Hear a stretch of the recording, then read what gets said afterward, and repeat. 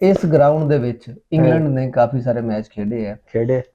ਇਸੇ ਫਰਵਰੀ ਚ world cup ਤੋਂ ਪਹਿਲੇ ਵੀ ਇੰਗਲੈਂਡ ਨੇ श्रीलंका ਨੂੰ ਹਰਾਇਆ ਹੈ 3 ਮੈਚਾਂ ਦੀ ਸੀਰੀਜ਼। ਉਸ ਤੋਂ ਬਾਅਦ श्रीलंका ਨੂੰ ਉਹਨਾਂ ਨੇ ਪਰਸੋਂ ਦਾ ਮੈਚ ਵੀ ਹਰਾਇਆ ਔਰ ਬੁਰੇ ਤਰੀਕੇ ਨਾਲ ਹਰਾਇਆ। ਓਕੇ, ਮਤਲਬ श्रीलंका ਨੇ 146 ਸਕੋਰ ਇੰਗਲੈਂਡ ਨੇ ਬਣਾਇਆ ਸੀ, श्रीलंका ਨੂੰ 95 ਸਕੋਰ ਤੇ ਆਲ ਆਊਟ ਕਰ ਦਿੱਤਾ ਸੀ। ਬਿਲਕੁਲ, ਤੇ ਇਹ ਪਿਚ ਉਹ ਵਾਲੀ ਪਿਚ ਹੈ ਜਿੱਥੇ 180 ਸਕੋਰ ਵੀ ਚੇਜ਼ ਹੋਇਆ। ਇਹ ਉਹ ਵਾਲੀ ਪਿਚ ਹੈ ਜਿੱਥੇ 177 ਸਕੋਰ ਵੀ ਚੇਜ਼ ਹੋਇਆ।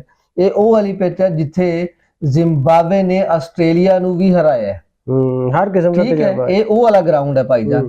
ਤੇ ਇਹਦੇ ਵਿੱਚ ਜ਼ਿਆਦਾ ਮੈਚ ਖੇਡੇ ਹੈ ਕਿਉਂਕਿ 1 ਮਹੀਨਾ ਹੋ ਗਿਆ ਹੈ ਇੰਗਲੈਂਡ ਨੂੰ ਇੱਥੇ ਆ ਕੇ ਪ੍ਰੈਕਟਿਸ ਕਰ ਰਿਹਾ ਸੀ ਇੱਥੇ श्रीलंका ਦੇ ਵਿੱਚ।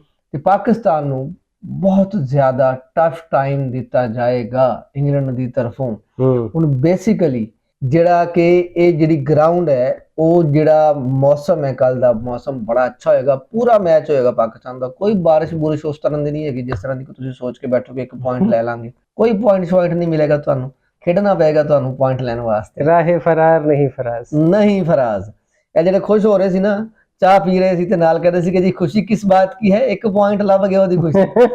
1 ਪੁਆਇंट ਤੁਹਾਨੂੰ नहीं लभना जो मैं ਤੁਹਾਨੂੰ ਦੱਸ ਰਿਹਾ। आपको खेलना पड़ेगा और ये जो पिच है, अगर आप पहले खेलते हैं भाईजान तो कम से कम 190 स्कोर बनाने पड़ेंगे आपको अगर मैच जीतना है इंग्लैंड से। क्योंकि इंग्लैंड की टीम जो है, फिल सॉल्ट अच्छा खेल रहे हैं, उसके बाद उनके हैरी ब्रूक अच्छा खेल रहे हैं, बटलर चल नहीं रहा लेकिन उनकी टीम जो है ना ओवरऑल अच्छी परफॉर्म कर रही है उनकी टीम।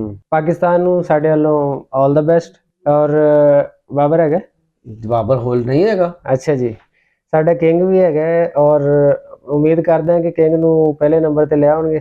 ਸਲਮਾਨ ਅਲੀ ਆਗਾ ਸਾਹਿਬ ਥੋੜਾ ਜਿਹਾ ਦੇਖਣਗੇ, ਸੋਚਣਗੇ ਔਰ ਵਿਜ਼ਨਲੀ ਕ੍ਰਿਕਟ ਖੇਡਣਗੇ, ਇੱਕ ਸਿਆਣੇ ਬਣ ਕੇ ਖੇਡਣਗੇ ਔਰ ਸਿਆਣਪੁਣੇ ਨਾਲ ਹੀ। ਯਾਰ ਦੇਖੋ, ਬੈਸਟ ਪਲੈਨਿੰਗ ਹੋਵੇ ਤੁਹਾਡੇ ਕੋਲੇ ਸ਼ਾਹਿਦ ਸਾਹਿਬ, ਤੁਸੀਂ ਦੇਖੋ ਕਿ ਹਰ ਚੀਜ਼ ਹੀ ਹੈ ਤੁਹਾਡੇ ਕੋਲੇ। ਸਪਿਨਰ ਵੀ ਹੈ ਔਰ ਮੇਰਾ ਖਿਆਲ ਹੈ ਕਿ ਜਿੱਥੋਂ ਤੱਕ ਆਪਣੀ ਗੱਲ ਹੋ ਰਹੀ ਸੀ ਕਿ ਇਸ ਪਿਚ ਦੇ ਉੱਤੇ ਇਹ ਸਰ ਫਾਸਟ ਬੋਲਰ ਦੀ ਪਿਚ ਹੈਗੀ ਹੈ।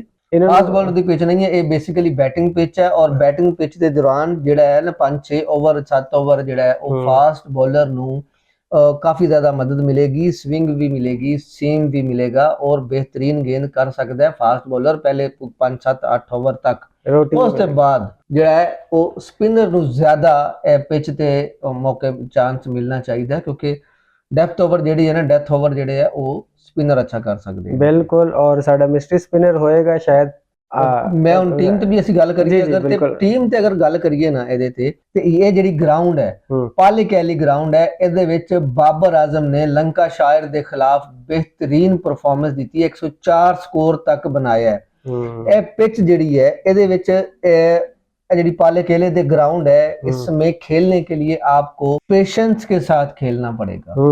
ठीक है ਭਾਈਜਾਨ, ਇਹਦੇ ਵਿੱਚ ਤੁਹਾਨੂੰ ਇੱਕ एंकर रोल ਜਿਹੜਾ ਉਹ रखना पड़ेगा। पिच ਨੂੰ देखते होया, देख आपकी जो स्किल है वो तो आपको काम आती ही आती है, लेकिन पिच को रीड करते हुए खेलना पड़ेगा आपको। अगर आपने अन्ने वाली क्रिकेट खेडी ना तुसी ਤੇ ਤੁਸੀਂ ਕੋਈ ਨਹੀਂ ਜੇ ਜਿੱਤਣਾ। ਬਿਲਕੁਲ, ਇੱਥੇ ਤੁਹਾਨੂੰ ਦਿਮਾਗ ਇਸਤੇਮਾਲ ਕਰਨਾ ਪਏਗਾ, ਪਿਚ ਦੇਖਣੀ ਪਏਗੀ, ਸਟ੍ਰੈਟਜੀ ਬਣਾਉਣੀ ਪਏਗੀ, ਉਹਦੇ ਬਾਅਦ ਤੁਸੀਂ ਜਿੱਤੋਗੇ। ਅਗਰ ਤੁਸੀਂ ਅੰਨੇਵਾਹ 9 ਨੰਬਰ ਤੱਕ ਤੁਸੀਂ ਬੈਟਿੰਗ ਖੜਾਈ ਨਾ ਤੇ ਤੁਸੀਂ ਕੋਈ ਨਹੀਂ ਜੇ ਜਿੱਤਣਾ।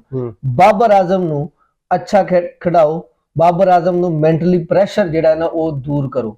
ਕਪਤਾਨ, ਕੋਚ, ਇਹ ਜਿਹੜੀ ਕੋਚਾਂ ਦੀ ਤੁਸੀਂ ਪੂਰੀ ਫੌਜ ਰੱਖੀ ਆ ਰਲ ਕੇ, ਇੱਕ ਬੰਦੇ ਦਾ ਤੁਸੀਂ ਪ੍ਰੈਸ਼ਰ ਨਹੀਂ ਤੁਸੀਂ ਹੱਲ ਕਰ ਸਕਦੇ। ਤੁਸੀਂ ਕੀ ਘੁੱਗੂ ਕਰਨਾ ਯਾਰ? हाँ जी, कोई मोटिवेशनल स्टोरियां सुनाओ। मोटिवेशनल स्टोरियां ना सुनाओ यार, उस बंदे ਨੂੰ ਪ੍ਰੈਸ਼ਰ ਤੋਂ ਕੱਢੋ ਤੁਸੀਂ। ਹਾਂ ਜੀ, ਉਹਨੂੰ ਤੁਸੀਂ ਤੁਹਾਨੂੰ ਉਹ ਬੰਦਾ ਨੂੰ ਤੁਸੀਂ ਰੀਡ ਹੀ ਨਹੀਂ ਕਰ ਪਾਉਂਦੇ। ਉਹ ਜਿੱਥੇ ਉਹਨੂੰ ਐਂਕਰ ਰੋਲ ਤੁਸੀਂ ਲੈ ਕੇ ਜਾਣਾ ਹੁੰਦਾ ਉਹਨੂੰ ਤੁਸੀਂ ਕਹਿ ਰਹੇ ਹੋ ਕਿ ਜੀ ਛਾਟਾ ਮਾਰ ਕੇ ਆਊਟ ਹੋ ਜਾਂਦਾ ਉਹ। ਜਿੱਥੇ ਉਹਨੂੰ ਤੁਸੀਂ ਕਹਿੰਦੇ ਹੋ ਕਿ ਜੀ ਛਾਟਾ ਮਾਰਨੀ, ਉੱਥੇ ਉਹ ਐਂਕਰ ਰੋਲ ਲੈ ਕੇ ਚੱਲਦੇ ਹੁੰਦਾ।